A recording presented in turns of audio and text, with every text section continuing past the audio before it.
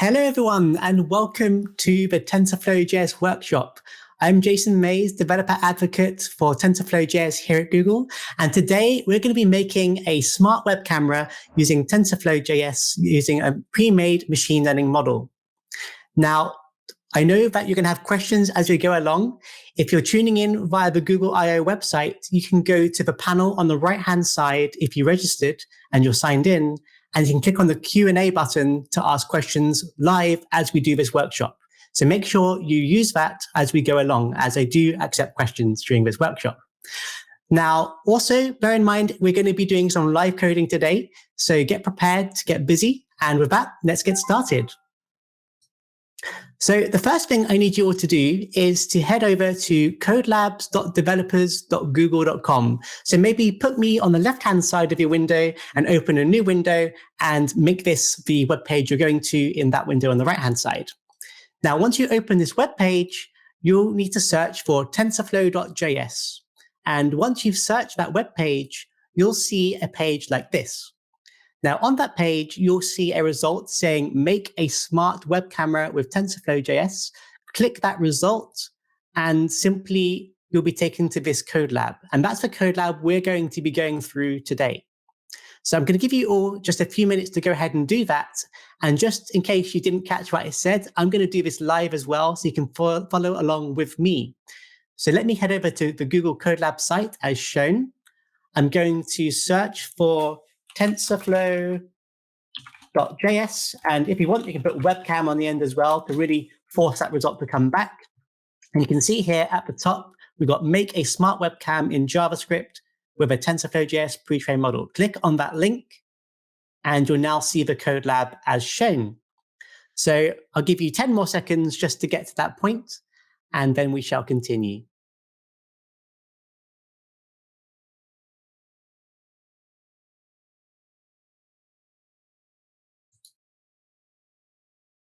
Okay, so hopefully everyone's got that open right now. Now, what are we going to make in this workshop? Essentially, we're going to use a pre-trained TensorFlow JS model known as Cocoa SSD to draw bounding boxes around common objects that it can find in a given picture frame. So out of the box, it can recognize 80 common objects, and you can see some of those highlighted on the right-hand side here. And we're going to make a smart webcam that can then do something with this knowledge. So here you can see how it's distinguished between the humans and the dogs here. And not only can we draw the bounding boxes to show where they are in the image, we can also then, of course, count how many of those objects exist and so on and so forth. So a pretty powerful model. And with a little bit of creativity, we can take things one step further. For example, I've actually used this exact same model that you're going to use today and turned it into a fully featured web app with my friend Dale, which you'll see a video coming out shortly, to make a smart webcam for a pet cam.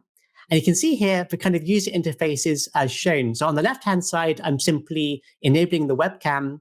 I then select the objects that I want to monitor, such as a dog and a food bowl. I then place my old smartphone in front of the food bowl. And once it recognizes it's in frame, it will start monitoring automatically. And then when I'm out the house, if my dog decides to go next to the food bowl, it's going to then trigger an alert and send me an alert so I know that the dog's been naughty or not. So I want you to bear in mind as you go through this code lab, how you can take today's knowledge and turn it into something useful that maybe solves a problem in your life or someone else's life who you know. Maybe you can make a smart pet feeder. So maybe connect it to a Raspberry Pi and you can automatically dispense treats when your pet is found. And other things as well, not just pets here. You can, of course, recognize 80 other objects, and maybe you can use that to your advantage as well. So with that, let's get started. Now, the first thing we're going to need to do is open step 1 of the code lab. I'm going to just show you what that looks like over here. So hopefully you're in the code lab right now, and click on step 1 at the top left of the screen here. Now, there's a lot of text on the right-hand side, as you can see. And I'm not going to read that out word for word. I'm going to give you like an executive summary of what that step contains and the key things you need to know. Of course, after this, you can go through and read it in much more detail if you so desire. So make sure in step 1, and we'll now continue. So essentially, in this code lab, we're going to learn how to build a web page. We're going to use machine learning in the browser via TensorFlow JS to classify common objects using the Cocoa SSD model. and we're going to draw bounding boxes for each detected object. Now, in order to do that, you're going to learn how to load a pre-trained TensorFlow JS model, how to grab data from a live webcam stream. We're then going to learn how to classify an image from the camera to find objects. And then, of course, how to highlight those found objects with their bounding boxes, all happening in real time. So next, let's talk about what TensorFlow JS actually is. So if you go back to the code lab and make sure you're now on step 2, click on step 2 as shown, you now see some more text which I'm going to give you an executive summary for as well. So what is TensorFlow JS? Essentially, TensorFlow JS is an open source machine learning library that runs anywhere that JavaScript can run. And essentially, it allows you to run, retrain via transfer learning, or write your own machine learning models completely from scratch. And what do I mean by transfer learning for those of you new to machine learning? Well, essentially, that means you can take one of our pre-made models that someone else has made, and you can retrain it on your own data. So if I have a model that can detect, say, cats, I can retrain it to learn to recognize dogs just by giving it different training data. And that can allow you to make things much faster than making the model completely from scratch. And TensorFlow JS supports all of these environments. So talking of environments, we can actually run anywhere that JavaScript can, and that means at many places. We can run on the web browser on the client side, server side via Node.js, mobile native using React Native or progressive web apps, desktop native via Electron, and even Internet of Things such as a Raspberry Pi if Node.js is supported on that device. And JavaScript is one of the only languages that can run across all of these devices without any additional plugins or add-ons.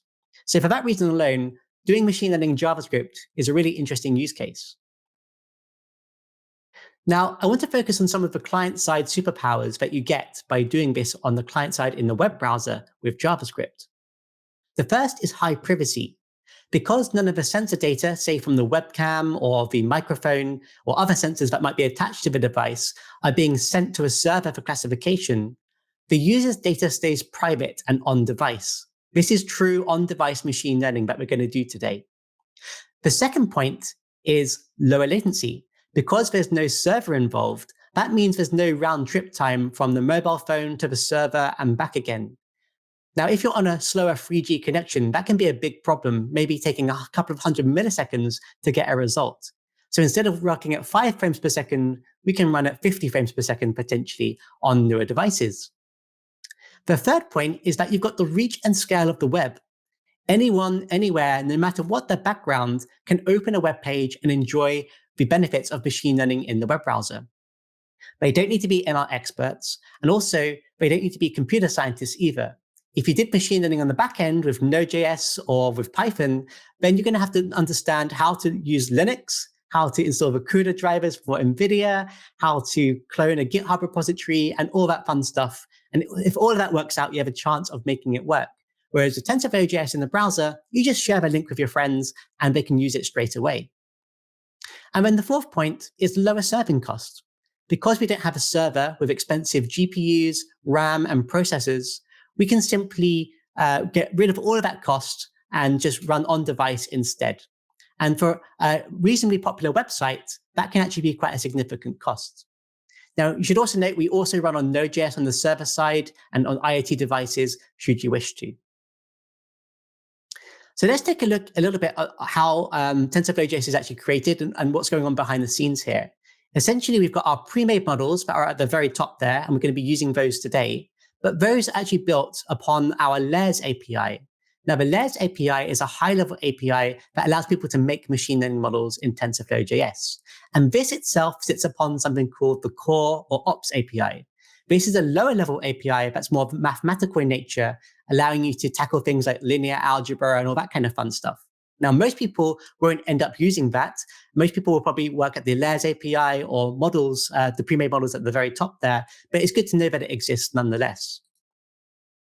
Now, this lower level API understands how to talk to different environments, such as the client side.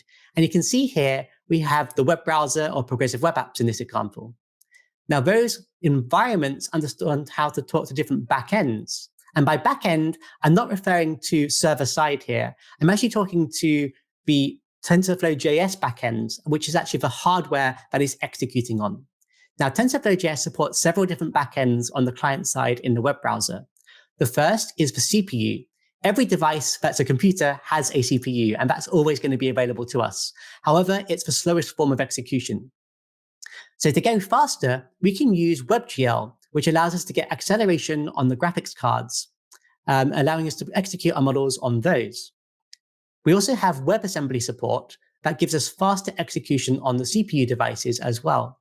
And in fact, with the new advancements in WebAssembly, we can now run as fast as WebGL for some models on some devices. So very, very fast performance on CPU now too. Also, on the server side, we support Node.js, as I previously mentioned.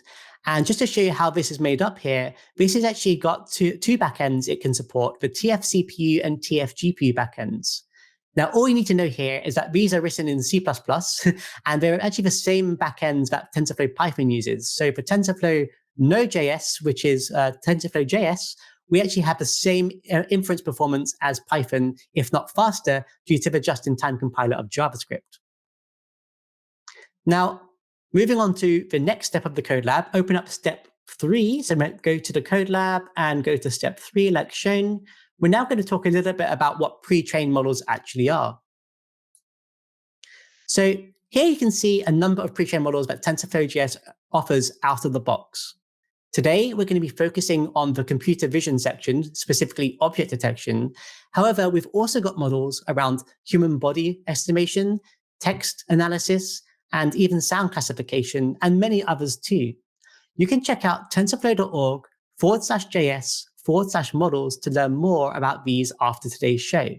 So remember, what you learned today will enable you to use all of these other models as well, and we encourage you to check those out and try those too. Now, what are the benefits of using a pre-made model? Well, the first point is that you don't need to gather all the training data yourself. And when you're making a machine learning model, this can be where you spend most of your time and money. So this has all been done for you, so you don't need to do that. And that leads to step 2. Essentially, rapid prototyping with a lower cost is achievable when using pre-made models because all that hard work has been done for you. And of course, we're using state-of-the-art research here. These are not just models that were created for JavaScript as toys. This is using state-of-the-art research from Google and beyond, which we've ported to TensorFlow JS and running it in browser for you. Even better, there's often easier to use and good documentation available for these popular models because they're very battle-hardened and used by many people. And as mentioned before, some of these models support transfer learning to allow you to adapt them to work with your custom data that maybe it's never seen before. So today, we're going to be using the Cocoa SSD model. And simply put, this is the name of a pre-trained object detection model that we're going to use in today's code lab. It basically aims to localize and identify multiple objects in a single image. And it's been trained on something known as the COCO dataset, which stands for Common Objects in Context, which I believe was curated by Microsoft. And it uses the SSD architecture, which stands for Single Shot Detection. So all you need to know is that's how the name came about. It just refers to the training data it was used to be created and the architecture it's using behind the scenes, if you want to nerd out on the ML details. So let's move on to the next step of the code lab. If we open up step 4, as shown, we're now going to start getting set up to actually code. So let's walk through that right now. So for this, I need you to open another tab for glitch.com in a new tab. And once you're on glitch.com, I need you to log in or sign up. Now, if you already remember, you can just click on login. If you haven't signed up before, click on sign up and you can sign in with your Gmail account very easily in just one click. And of course, you can always revoke it afterwards if you don't want to keep it after this workshop. So I'm going to give you just a few minutes to log in and sign up there, and then we shall continue. And I'm going to just show you what that looks like in just a second. So once you're logged in and signed up, you'll basically be greeted with a page something like this. Of course, this is my personal page, so yours will look something different, but you'll be able to see that you are signed in on the top right-hand side of the screen as shown here. Okay, I'll give you just a few more seconds to do that, and then we shall continue. I'm just going to check for any questions that came in as well right now. And remember, you can ask questions during this workshop, and people will be available to answer them as we go through. Looks like there's no questions right now, so that's good. It looks like everyone's happy so far. Great stuff. So once you're logged in, I'm just going to go through the next steps. So essentially, once you're logged in, you're going to go to the search bar at the top of the screen, and you're going to search for TensorFlow.js boilerplate. And with the search results that come back, you'll see some search results like this. You're going to click on this middle one here called TensorFlow-JS-boilerplate. And that's the code we're going to be using for today's code lab. Now, once you click on that, you'll be presented with a screen like this. This is the project on my profile. And what you're going to need to do is go to the very, very bottom of this and click the tiny button that says remix this or remix. What this is going to do is create a copy of the code within your signed in environment, which will allow you to then edit the code, which we're going to do for the workshop today. So go ahead and click remix, and you should then see a page like this. And this means you've successfully remixed the project, and will then be able to see the index.html, the script.js, and the style.css on the left-hand panel there. And if you click on those, you'll be able to actually see the default code there right now. So I'm going to go ahead and do this myself. So I'm going to go ahead and do everything I just said so you can follow along as well. So TensorFlow.js boilerplate, like this. And here comes back the result. I'm going to click on that. I'm going to scroll all the way down to remix this, as you can see here. And now I've got a copy of the project that I'm going to be using. And it takes a few little seconds here to get loaded up. So just give it some time, and eventually it will get there. Maybe a lot of people are doing it right now, which is good to see, but it will get there in just a second. So I'll give you everyone a few more seconds for having that loaded, and then we shall continue.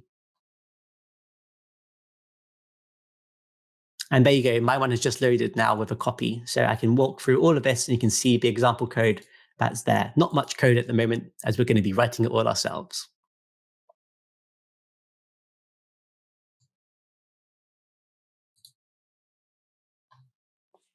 Okay, I'll give you another 20 seconds just to get set up, and then we shall continue.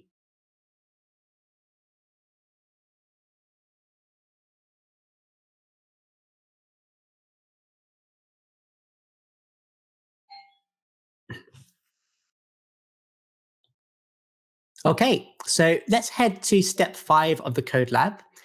And just to show you what that looks like here, I'm going to do it myself as well. So moving on to step 5. And this is all about populating the HTML skeleton. All web pages need some HTML to start with that we can begin all of our coding with. So open up step 5, and let's go through that right now. So this is going to focus on writing code in index.html, just so you know what file we're going to be editing today. And I'm going to walk you through the code we're going to copy and paste in so you know what it does. So just feel free to sit back and relax and listen to me walk you through it, and then we'll copy it over together. So as you can see at the top here, we've just got a very simple boilerplate for HTML. We've got the head tag, which contains a title, say multiple object detection with pre-trained models, lovely. We've got a meta tag there, which specifies UTF-8, which means all of our characters can be rendered correctly. And then we've got an import for a style sheet there, which will add style to our HTML elements later on. That ends the head tag, and then we go into the body tag. Inside of the body, you can see here that we have a section with an ID of demos, and initially its class is invisible. The reason this is invisible to begin with is because we want to wait for the machine learning model to load before we ungray everything to indicate that the page can be interacted with. And we'll show you how we're going to change that later on to make that happen. We then have a paragraph text with some descriptive text there. And then we have an encapsulation of a div here, which is called live view. And essentially that contains a button to enable the webcam, and also a video element that will essentially contain the camera stream from your webcam once we set it up. And notice here we've got autoplay set, which means once we add the stream to this video, it's going to start playing automatically. Now, continuing down the HTML here, We then have 3 JavaScript imports at the very end. The first one simply imports the TensorFlow JS library, nothing too fancy there. And then we import the Cocoa SSD model. And then finally, we import script.js, which is where we're going to be writing all of our code today. So that's all there is to the HTML. It's pretty simple. So let's go ahead and copy that over right now. So on the code lab, you'll see something like this. And make sure you simply copy all of this HTML as I'm doing right now. Let's follow along with me as I'm doing this. Copy, right-click and copy, and then go over to your glitch.com project that you cloned. Click on index.html, select all of that code and delete it, and then paste in the code we just copied as shown. Now, once you've done that, you can click on Show at the top here, and you can click on In a New Window or next to the code, and you'll get a live preview pop up showing the state of our web app. So you can see here, if you look at it right now, we've just got some orange text for the header, a couple of paragraphs of text, and the button, which of course does nothing right now. So go ahead and copy that code over. I'll give you 10 more seconds just to replicate what I've done, and you should see a live preview as shown. And it should look something like this. So go ahead and do that, and I'll give you 10 more seconds to complete that. And again, remember, if you've got any questions or finding something difficult, feel free to ask questions using the Q&A panel on the right of this live stream video. Okay, so hopefully everyone's got the HTML entered and you've got the page looking like this, which means we're now going to move on to step 6, which is all about adding style. So once again, open up step 6 on the code lab now, and we're going to talk about the CSS.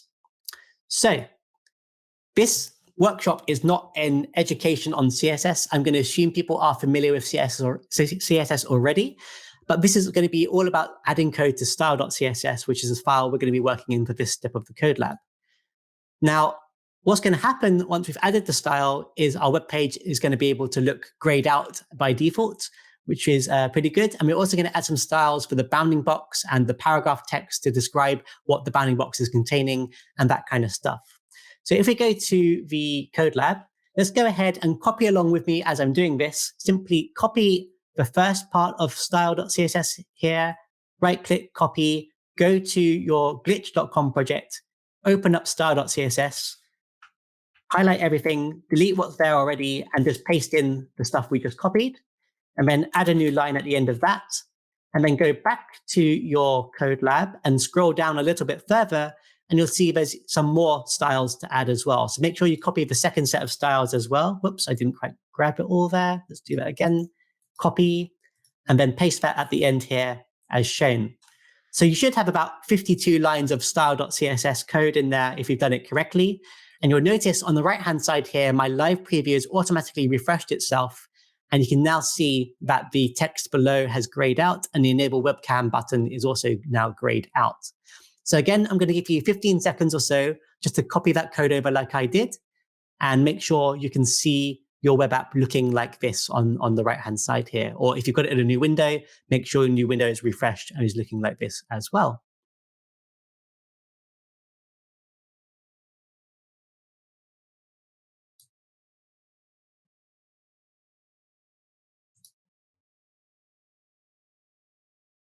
Okay, a few more seconds. I'm just going to check if there's any questions that came in for me live as well. One moment. Okay, looks like good. All things are good. I see people requesting some learning resources, but it looks like the team are handling that. So great stuff. So let's move on to creating the JavaScript skeleton. Now, of course, all web programs need some behavioral code, and we're going to start writing that right now. So open up step 7 of the code lab. So click on step 7 of the code lab, and we're going to be walking you through this right now. So again, this is going to be focusing on adding code to script.js, the third file that you copied. Now, sit back and relax. No need to copy this right now. You can just listen to me walk you through what this code is doing so you understand what is going on, and then we'll copy it over together in just a few moments' time. So the first part of the code is simply defining a bunch of constants that are grabbing references to key elements in our HTML that we're going to need to reference later on. The first one is the video object, which is going to contain the live stream from the webcam. We're going to then have a live view object that is the container. We then have the demo section and of course the enable webcam button. So we're going to be using those at various points. So it's good to have a reference to those from the beginning. Next, we're going to essentially define a function called getUserMediaSupported. What this function is going to do is check if the web browser that you're using supports accessing the webcam. Now, most web browsers these days do. It'd be very rare for it not to, but it's good to be checking for this stuff nonetheless, just in case you've disabled it or something random like that. And all it's doing here is checking for the existence of these functions and objects in the browser navigator object here. So that's going to return a true or false value, depending what that returns, and we can then use it down below. So you can see here down below, essentially, if getUserMediaSupported returns true, we're simply going to add an event listener to our enable webcam button, and we're going to listen for an event of type click. And when our button is clicked, we're going to call a function called enableCam. Now, if for some reason getUserMedia is not supported, we're going to simply log that to the console so people can be alerted to the fact they need to upgrade their browser. Now, down below, we've defined the enableCam function, which we're going to define on the next slide. So let's go ahead and look at that. So here's the enable webcam function, as you see here. The first thing we're going to do is check if the model has already loaded. So if the model is undefined, we're going to return straight away and not execute any of the code below. If the model is defined, we're then going to continue with the code below. And the first thing we're going to do is we're going to remove we're going to add a class to our button that was clicked with the removed class. And that's going to remove it from the field of view of the HTML web page. So you can't click it anymore. We're then going to create a constant called constraints. And the reason we do this is because if you use getUserMedia without passing constraints, it's going to give you the video and the audio at the same time, which means you're going to hear an echo of yourself. So to prevent that, we're going to ask for just the video. And that's what this constraints object is doing. It's saying, please give us video only. And we're just setting video to true. So then we can use this in the next line down below, navigator.mediadevices.getUserMedia, and we pass the constraints. Now, this is an asynchronous operation. It might take a few milliseconds to execute. So we use the then keyword to wait for that to finish. And when it's ready, it's going to call a function of our choosing. Now, this function here is an anonymous function, and you can see it just takes one parameter, which is the stream that is returned from the webcam itself. And once we have access to that stream, we're simply going to set our video in the HTML. We're going to set its source object property to be equal to the stream that got returned from the webcam. Now, once that's done, it'll take a few milliseconds again for the stream to become active in the video object. So we're going to add an event listener to check when the stream has successfully loaded by listening for loaded data event. And when that's ready, we're going to call the predict webcam function, which is going to be our animation loop to check and predict for objects in the webcam data. So on the next slide, you can see we've got a placeholder for that function called predict webcam. Right now it's blank. We're not going to do the machine learning just yet. We'll be filling that out in just a few slides' time. And we're going to set the model to true to kind of force it to be true because we've not loaded the model yet, just so we can test what this looks like. And we're going to set the demo section to be visible by removing the invisible class as well. So if you've done that all correctly, you're going to see a live demo of the webcam in the browser, which will look something like this. Obviously, you're going to see yourself and not me in there. So let's go ahead and copy that code over right now and make sure we get to this step altogether. So let's go to the code lab. The first thing we're going to do is copy these constants over, which you now know what they're doing. Let's right click and copy on those. Go to your glitch.com project, click on script.js, highlight everything in script.js and delete it. And now paste the constants we just copied and add some new lines underneath that to make it nice and neat.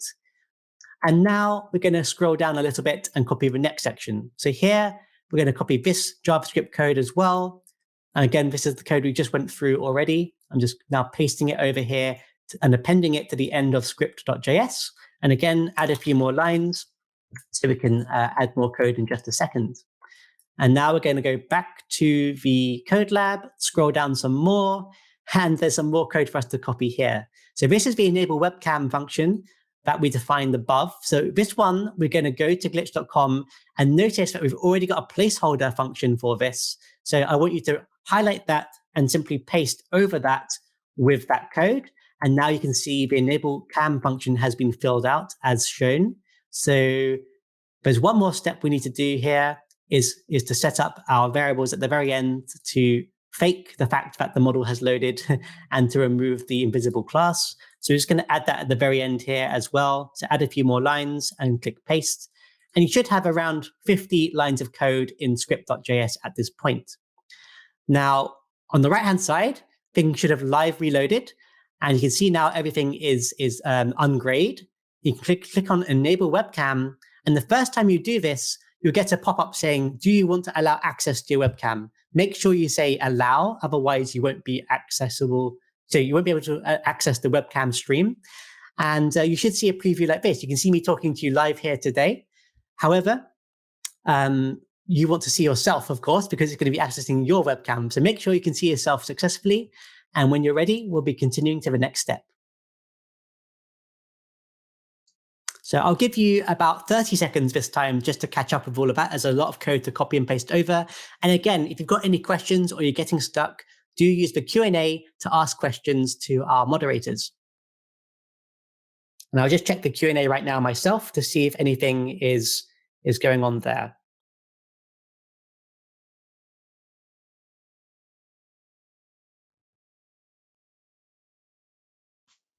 Okay, there was one question about some of the code is hard to view on the live stream. I'm going to zoom in a little bit on my glitch.com. Let's see if that helps there.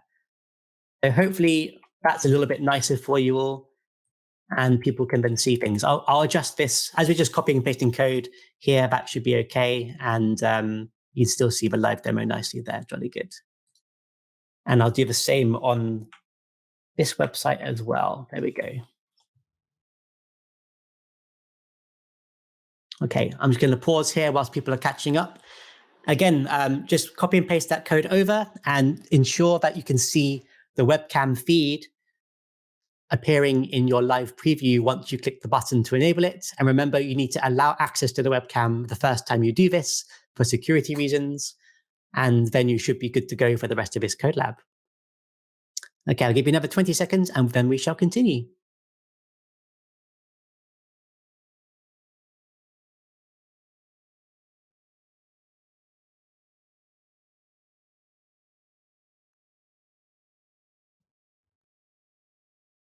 Okay, so the next step is where things get really exciting as we're actually going to start loading the TensorFlow JS machine learning model and use it. So open up step 8 of the code lab as shown here. So click on step 8 on the left-hand side and you're going to see a page looking like this.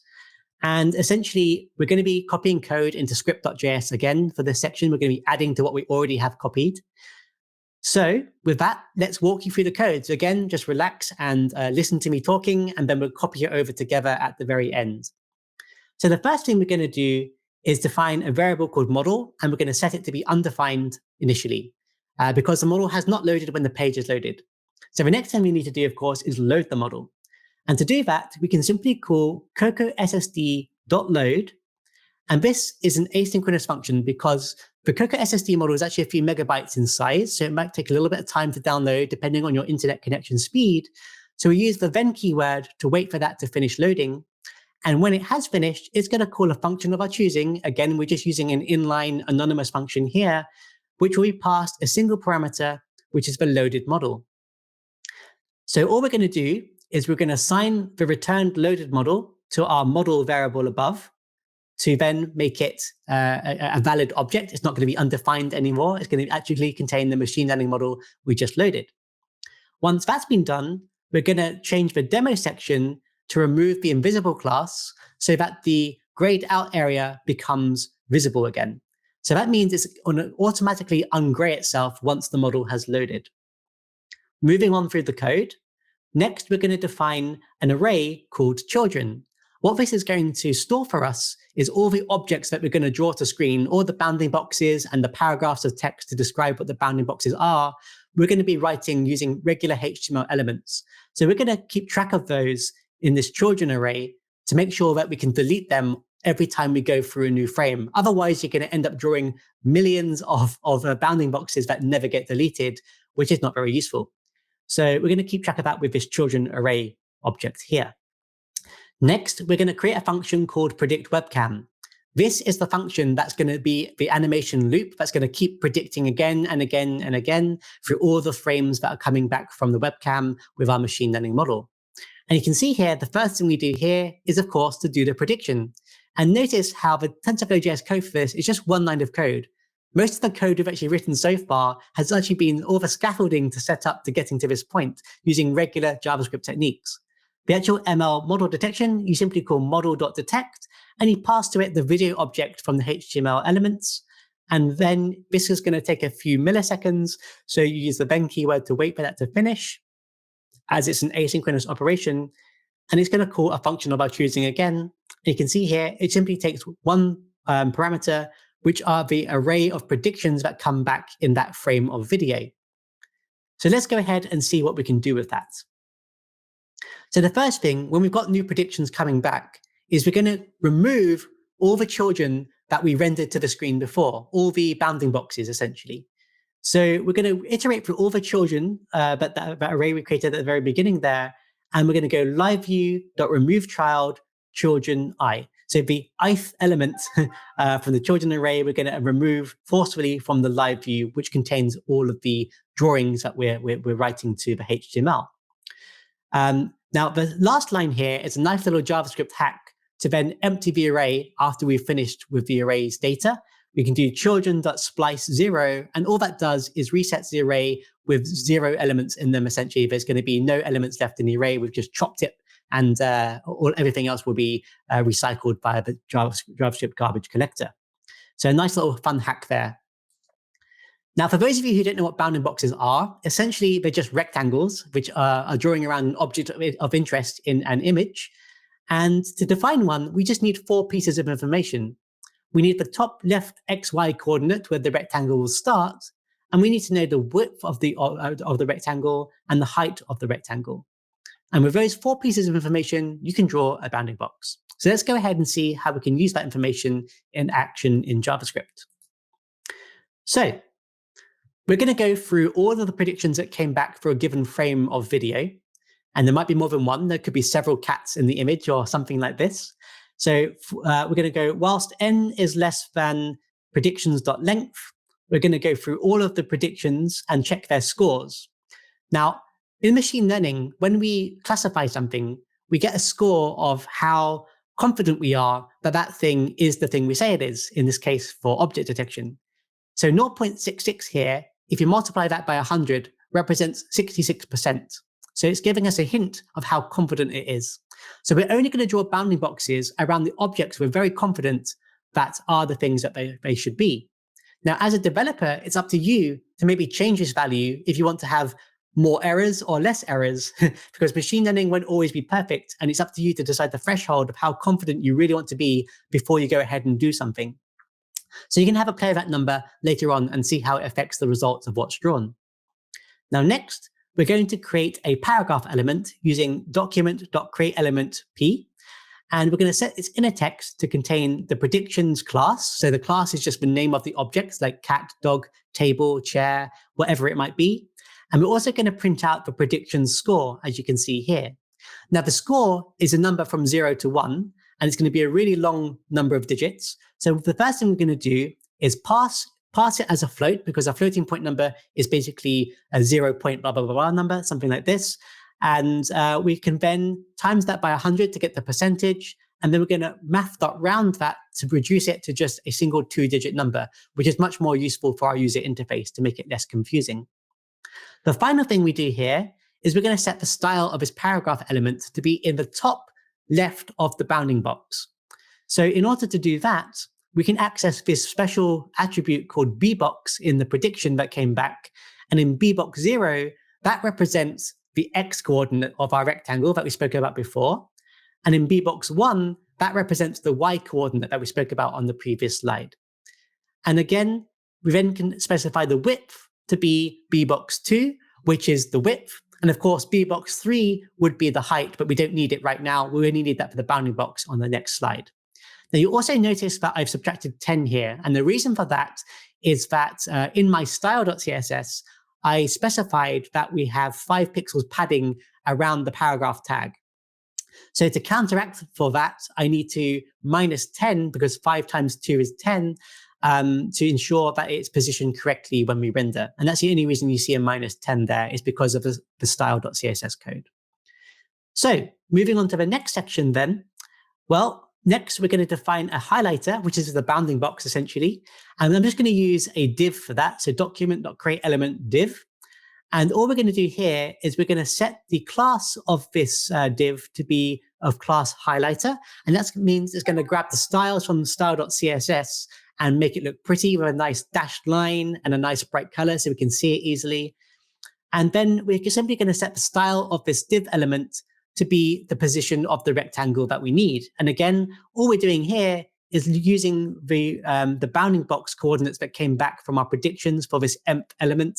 So bounding box 0 is the x coordinate, bounding box 1 is the y coordinate, bounding box 2 is the width, and bounding box 3 is the height. And you can see here, we're just literally setting both CSS properties, width, height, left and top, in order to draw that bounding box. So all that's left now to do is to add this to the HTML page. So here we're going to add it to our containing element live view, which is why we got a reference to that earlier on. And we're going to use the special append child to append this, this memory-based element into the document itself. So we're going to add the highlighter and we're going to add the paragraph tag. And notice that we added the paragraph tag after the bounding box. And the reason for that is because order matters. The last element you add will be on top of the previous one. And of course, we want to be able to read the paragraph text. So that's why we add it afterwards. And then finally here, we add both of these elements to our children array, which means on the next cycle through, we can then delete these and make sure they're redrawn with new coordinates. And on the subject of recalling, the way we do that is we call window.requestAnimationFrame, and then we pass the name of the function we want to call, which of course, in this case, is the same function we're in right now, predict webcam. And the reason you use request animation frame instead of set timeout or set interval is because on older devices, especially with things like machine learning, they might not be able to achieve a buttery smooth 60 frames per second. So you want to wait for the web browser to finish doing work before you call the function again to do more work. Otherwise, you're going to get a laggy performance. So always use request animation frame in any of your animation loops. It's good practice and gives the browser a chance to catch up. All right. So with that, once we've finished copying this code over, we should get a live preview like this that actually classifies things. And before we copy the code over, I just want to point out that note how in all of the code you just saw, there are only about 3 lines of code that were actually TensorFlow JS. That's how easy machine learning is to use. All of the other code was actually the scaffolding, which is vanilla web dev stuff that you all probably do already, for HTML, for CSS, and the boilerplate code to kind of grab references to the HTML elements, set the styles, add the event listeners, that kind of stuff. It's just bread and butter web dev code. So TensorFlow JS is really easy to use, and the code for that was just 3 lines of machine learning code. So let's go ahead now and copy that code over to make sure we can all actually do this. So follow me now as we prepare for the final stage here. So go to step 8 of the code lab and go to the first section here, copy this code like so, head over to the script.js, and notice that here we already have the function predict webcam, and we've also set model to true and all this stuff. Now we want to delete that because this was just placeholder text to test the webcam. And then we can simply paste here this new code. So now model is equal to undefined, and we're going to load the model as shown. So going back to the code lab and scroll down a bit further, we can now copy the rest of this code here that we just went through, the predict webcam function. So just go ahead and copy all of that. Let me just highlight all that here. Boom, boom, boom. Lovely, copy. And then go over to script.js, add some lines to make it nice and neat, and then paste that underneath all of that. So you should have roughly 100 lines of code. And you can see now on the right-hand side, my text was grayed out, and now it became visible all by itself because the model had loaded. And fingers crossed, if I click on enable webcam, you'll now see I'm classified in real time talking to you here, and you should see something similar on your side once you've copied the code over and enabled the webcam. So amazing. If you got to this stage, congratulations. I encourage you all to take 30 seconds or a minute here to just try different objects out. If I try using my mobile phone here, you can see it shows cell phone as well. Try a keyboard. If you've got a bed in view, try your bed, try a chair, try common objects, a water bottle, for example. Maybe a water bottle here, maybe that will work as well. 1 second.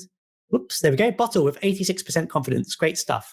So try objects out and get a feel for how the machine learning is working, maybe where it's not working so well, and maybe objects it doesn't recognize or classifies incorrectly. Have an experiment with that. And yeah, have fun. So I'll give you a few seconds to do that. And whilst you're doing this, I'll go back to the slides for just a few seconds, 1 moment.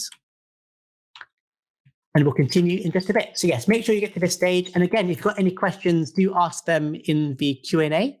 I'm going to check that right now to see if any more came up and answer those in the meantime. So I see there were some questions around how can you custom train the Coco SSD model? Well, actually, this model is particularly hard to custom train as our deployment for this contains a model that has frozen weights. Now, what that means is that you can't change the numbers, and you need to change the numbers in the model in order for it to learn what other objects are. However, if you go to blog.tensorflow.org and go to TensorFlow JS, you'll find a recent tutorial by one of our community members, Hugo, who shows you how to take a YOLO model, which is a different model, but it's the same thing. It's an object detection model, just like this one. He'll show you how to retrain that in Python and then export the resulting trained model into TensorFlow JS using our TensorFlow JS converter. And you can then use that in your web page, just like we have done today. And he used it to retrain to learn how to recognize kangaroos, I believe. And he managed to get that working at a nice frames per second in the web browser using that technique.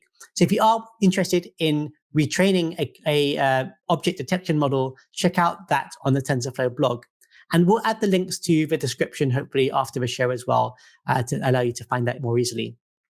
Or reach out to me on Twitter. I'm at Jason_Mays on Twitter for any of that. Cool. So hopefully everyone's managed to get that working. Great stuff. I'm going to check the questions one more time to see if anything else came in before I continue. It looks like we're good. Okay, but feel free to keep those questions coming in. And I'll move on to the next section for now, but feel free to keep playing whilst I'm doing that, as I'm just going to be talking at this point. So congratulations, you've made your first machine learning JavaScript-based experience potentially. That's a big milestone. And what's next? Well, first, let's just recap what we've actually done today. We've learned the benefits of using TensorFlow JS and pre-made models. And we've created a fully working web page to classify common objects in real time using a webcam. And we achieved that by doing the following. We created a HTML skeleton for the content. We defined styles for that HTML content. We detected and enabled a webcam stream. We then loaded a pre-trained TensorFlow JS model, which was Coco SSD in our case today. And then we used that loaded model to make continuous classifications on the webcam stream. We then drew bounding boxes around the objects in the image in order to get the result that we had today. And of course, what are the next steps here? Well, I want you all to think about how you can extend the working code that you've made today to make something more useful for a problem that you might have in your life or that someone else has in their lives. As you saw at the beginning of this presentation, I showed you how I used it to make a smart pet cam, and that allowed me to detect when my pet was being naughty when I was out of the house, and allowed me to upcycle an old device, my old smartphone, for example. So think about what you might combine that with, and how if you can recognize any object in the world, what could you do with that? Maybe you could automatically open your garage door when your car is in front of it, or whatever you want to do. Remember, with JavaScript, you can also control things like a Raspberry Pi and things in the digital and physical world alike. Now, if you do make something cool with this model, or any TensorFlow JS model for that matter, share what you make with us using the MadeWithTFJS hashtag on Twitter or LinkedIn, or any social media. We'll try and search all of those. And if you do that, you have a chance to be featured on our future show and tell events here on YouTube. Now, if you're interested in trying more code labs for TensorFlow JS, simply go to codelabs.developers.google.com and just search TensorFlow.js in the search box at the top. And you'll find many, many more code labs that go into more advanced details about other aspects of machine learning as well within the TensorFlow JS ecosystem. And with that, thank you very much for attending today. Again, I'm Jason Mays. I'm Jason_Mays on Twitter if you want to follow me there. And we're just going to end with some extra resources here that you might want to check out. So the first one is the TensorFlow JS website, which is available at tensorflow.org/JS. We've got links to demos, resources, our community forum, and much, much more to learn even more about TensorFlow JS if you want. The second one is to check out our pre-made models. Today, we use just one model, Coco SSD. We've got tons of others available for you to use as well. Things like body detection, hand pose estimation, face estimation, and many other models you can use out of the box just as easy as you did today. So head over to tensorflow.org/JS/models to see more of those. Now, if you're wanting to get inspiration, you can also search that hashtag #MadeWithTFJS on Twitter or LinkedIn to see what others have been making. We're particularly active on Twitter right now, and people are submitting things every single week. And really, some of the demos we're seeing from the community by people just like yourselves are really mind-blowing. Our youngest developer, I think, is like 10 years old, and our oldest developer is in the 80s. So we've got a whole range of people with different backgrounds. Some people are new to machine learning, some people are new to JavaScript, and some are new to both. And we've also got experts using this as well. So no matter what your background, do check the hashtag to get inspired. And then finally, if you prefer videos and want to eat some popcorn, then check out the Made with TensorFlow JS playlist on the TensorFlow YouTube channel, which is available at goo.gle/made-with-tfjs. Now, I think we're a little bit ahead of time. So if you have any final questions that you want to ask, feel free to do that right now, and I can try and answer them live. If not, I'll give you a minute or two to do so. And if nothing comes in the next minute or two, we'll wrap up. So happy hacking, and I look forward to seeing what you create.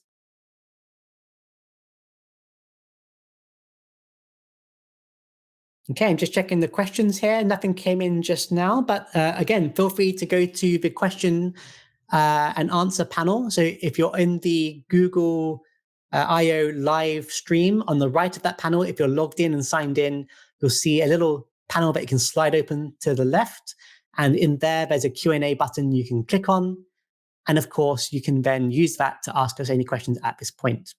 And also, after you've been hacking, you can still use this after the show as well. We'll be monitoring this for a further 24 hours or so, in case you run into any problems whilst you're coding. And we'll be answering questions for the next 24 hours there in text form only. So obviously, we won't be live here on the video stream at that point, but we will get back to you with your questions on the question and answer system. Okay, I'm going to check one more time. Okay, we've got one question come here. How can I use a photo from my phone? So in JavaScript, there's ability to use the file API to access files from the user's device. If you head over to Google or your favorite search engine and search how to access files in JavaScript, you'll find plenty of snippets online that show you exactly how to do that. And this is a pretty well-solved problem in JavaScript. There's even some fancier pieces of code that allow you to kind of drag and drop things into the user interface and all this kind of stuff if you're on desktop and laptops and things like that too. So let me just try that right now whilst we're waiting. I guess I can just check for you here. So if I go over to google.com and search here, how to upload a file using JavaScript, you can see there's some tutorials that come back here. And I'm sure Stack Overflow, which all developers love to use, will have some good answers for you here as well.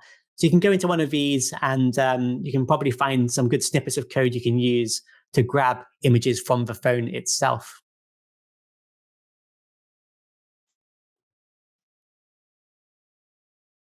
Okay, keep the questions coming in. We've got a few more minutes, I believe. So feel free to keep the questions coming in whilst I'm still live on the video. And we'll pass those through if they come. Hopefully everyone's having a lot of fun right now using the demo. We've got about 5 more minutes left for questions, so this is your final chance. But I know that many of you are probably having a lot of fun holding up all the objects right now to the screen and seeing what you can do with those. Or maybe some of you are already hacking on the project and your next startup company using this. So do tag me in anything you create after the show as well. Okay, let me just check the questions again one more time. Okay, it looks like we're good. So we're going to call it a wrap there. Thank you again, everyone, for attending today. It's been a pleasure. And I look forward to seeing you next time.